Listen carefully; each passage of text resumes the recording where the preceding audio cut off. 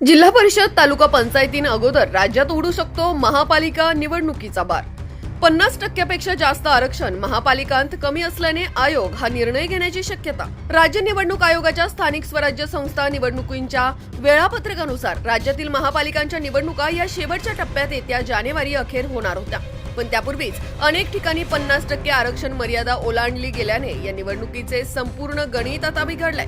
त्यामुळे आता शेवटी होणाऱ्या महापालिका निवडणुका या आता जिल्हा परिषद तालुका पंचायतींच्या निवडणुका अगोदर होण्याची शक्यता आहे। त्यासाठीच आयोगाने राज्यातील महापालिका आयुक्त तथा प्रशासकांची ऑनलाईन बैठक आज बोलवली असून त्यात याबाबत चाचपणी केली जाणार आहे। तसं झालं तर महापालिका निवडणुकीचा बार 15 डिसेंबर ते 10 जानेवारी दरम्यान, तर जिल्हा परिषद व तालुका पंचायतींचा त्यानंतर 5 ते 31 जानेवारी दरम्यान उडू शकतो। राज्यातील 29 महापालिकांपैकी फक्त चंद्रपूर, नागपूर येथे आरक्षणाची मर्यादा ओलांडली गेली असून दुसरीकडे हा आकडा राज्यातील 32 जिल्हा परिषदांत 17 तर 331 तालुका पंचायतीत 88 आहे।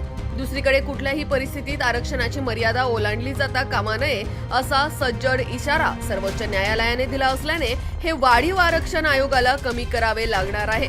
महापालिकात ते कमी असल्याने तेथे ते त्यांना सहज व लवकर करता येणार आहे, म्हणून तेथील निवडणुका या अगोदर तर आरक्षण जास्त असलेल्या जिल्हा परिषद व तालुका पंचायतींच्या त्यानंतर घेण्याचा आयोगाचा विचार आहे।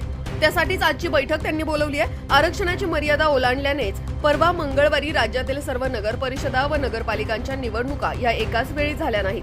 ही मर्यादा जास्त असलेल्या ठिकाणच्या त्या आता 20 तारखेला होणार आहेत। एका निवडणूक टप्प्याचे 2 करावे लागले, ते राहिलेल्या निवडणुकींच्या बाबतीत होऊ नये म्हणून आता खबरदारी घेण्याचे आयोगाने ठरवलंय। त्यानुसार आरक्षणाचा घोळ कमी असलेल्या महापालिकात निवडणुका पहिल्या व तो जास्त असलेल्या जिल्हा परिषदा व तालुका पंचायतीत त्यानंतर घेण्याचे त्यांचे चालले आहे।